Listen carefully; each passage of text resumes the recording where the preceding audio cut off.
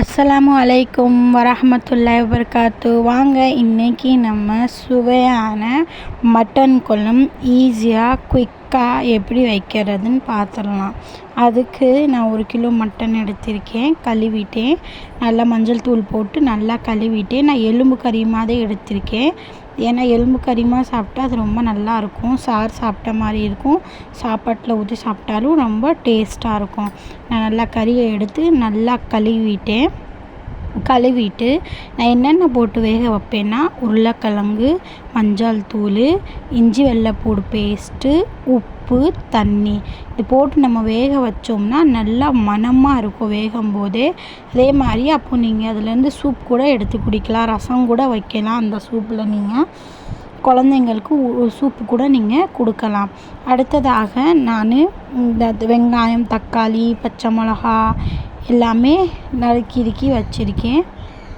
அடுத்து நான் ஒரு சட்டி எடுத்துக்கிட்டேன். சட்டியில் நான் எண்ணெய் ஊற்றி, நம்ம எண்ணெய் கம்மியாக ஊற்றுவோம், அதிகமாக எண்ணெய் ஊற்றினோம்னா ஏன்னா குழம்புலையும் எண்ணெய் வரும். கறி ஊற்றின உடனே கறியில் எண்ணெய் அதிகமாக வரும், ஏன்னா கொழுப்பு கறி மாதிரி நம்ம எடுத்துருக்கோம்.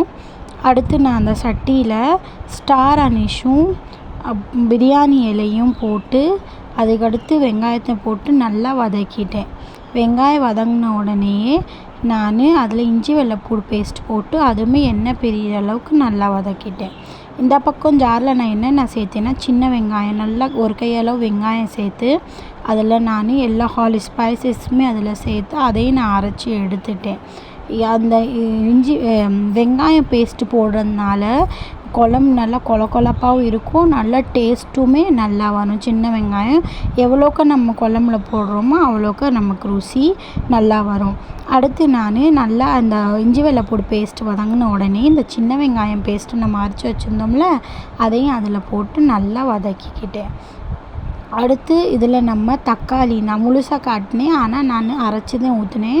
கொரப்பாக அரைக்கணும், ரொம்ப தண்ணியாக அரைச்சிடக்கூடாது. கொரப்பாக அரைச்சா அது டேஸ்ட்டு நல்லாயிருக்கும், வேகமாக குழம்புமே முடிஞ்சிடும். கொரப்பாக அரைச்சி நான் அதில் சேர்த்துட்டு நல்லா வேக வச்சுட்டேன்.